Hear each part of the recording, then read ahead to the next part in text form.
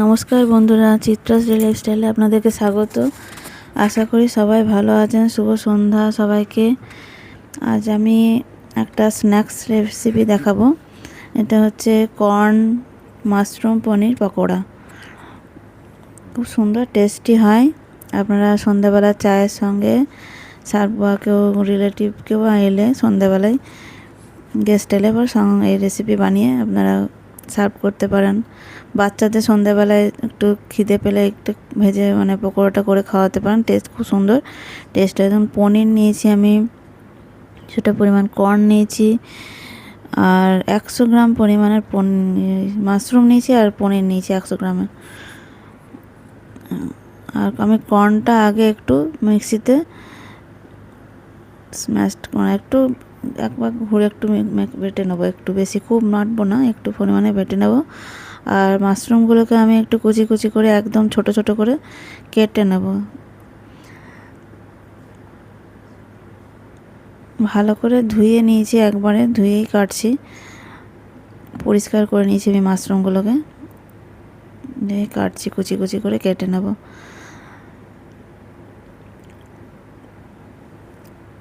আমার সমস্ত সাবস্ক্রাইবার বন্ধুদের অনেক অনেক ধন্যবাদ আমার পাশে থাকার জন্য। আরও বেশি বেশি করে শেয়ার করুন, আমার চ্যানেলকে লাইক করুন, সাবস্ক্রাইব করুন। আমার চ্যানেলকে আরও এগিয়ে নিয়ে যাওয়ার জন্য আমার সাথে থাকুন।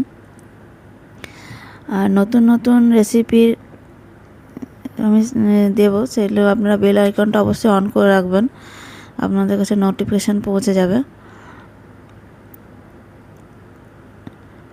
আমি খুব বেশি পরিমাণে বানাইনি। আপনারা যদি বেশি পরিমাণে বানাতে চান তো মাশরুম, পনির, কর্ন তিনটেই একটু বেশি করে দেবেন। অল্প পরিমাণেই বানিয়েছিলাম। যেমন আমি মাশরুমটা কুচি কুচি কেটে নিয়েছি, আর 100 গ্রাম পনির নিয়েছি। 100 গ্রাম পনিরটাও আমি ভালো করে স্ম্যাশ করে নিচ্ছি। আর কর্নটা তো মিক্সিতে একটু ঘুরিয়ে নিয়েছি হালকা করে, খুব একদম পেস্ট করলে হবে না, একটু দানা দানা থাকবে তেমনি করে একটু বেটে নিতে হবে।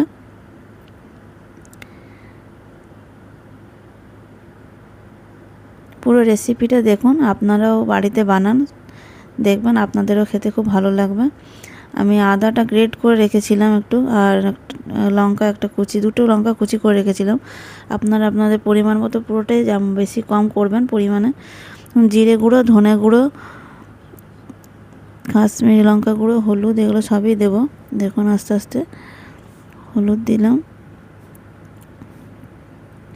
কাশ্মীরি লঙ্কা গুঁড়ো দেবো।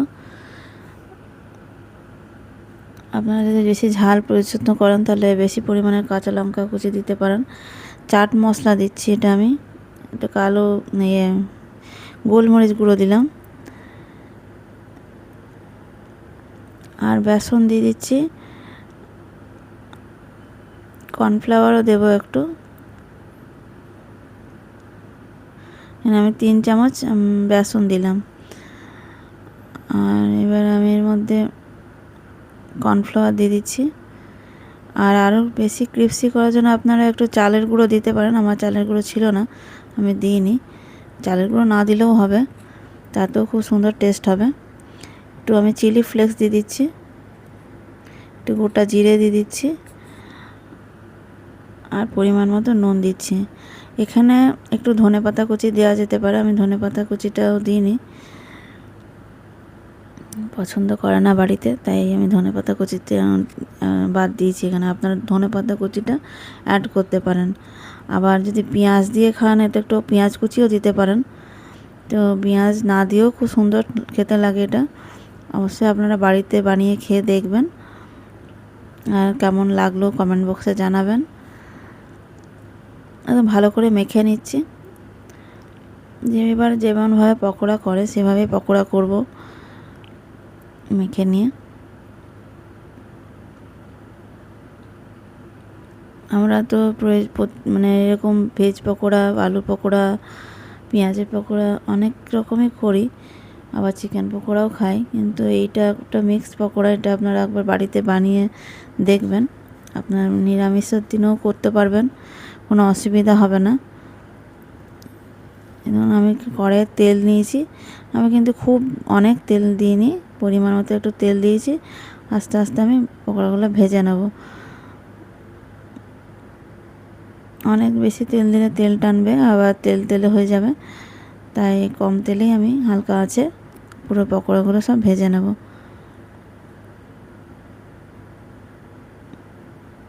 আমার এই রেসিপিতে কী কী ইনগ্রিডিয়েন্টস লেগেছে আমার ডেসক্রিপশান বক্সে দেওয়া থাকবে, আপনারা দেখে নেবেন।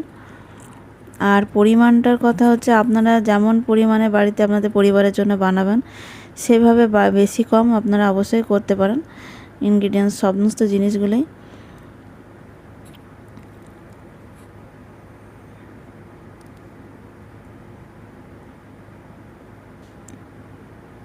আপনারা সন্ধ্যাবেলা একবার এটা বানিয়ে অবশ্যই বাড়িতে খেয়ে দেখবেন, কেমন লাগলো অবশ্যই কমেন্ট বক্সে জানাবেন। বড় থেকে বাচ্চা সবারই খুব ভালো লাগবে। আস্তে আস্তে কম আছে পুরোগুলো সব ভেজে নেব।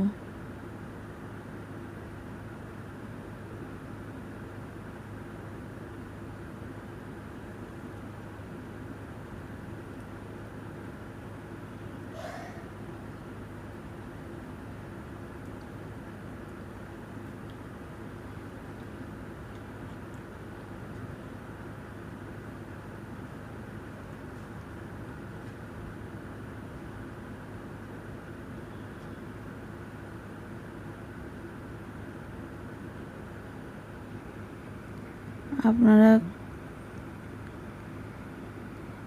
একবার বাড়িতে অবশ্যই করে দেখবেন, কেমন লাগছে সেটা জানাবেন। আমি কম আছে সব পকোড়াগুলোই ভেজে নিচ্ছি।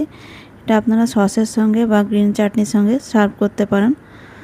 আমি এটা সসের সঙ্গে সার্ভ করেছি এবং আমার পকোড়াগুলো হয়ে গেছে, আমি তুলে আর সার্ভ করে দেখাচ্ছি আপনাদেরকে।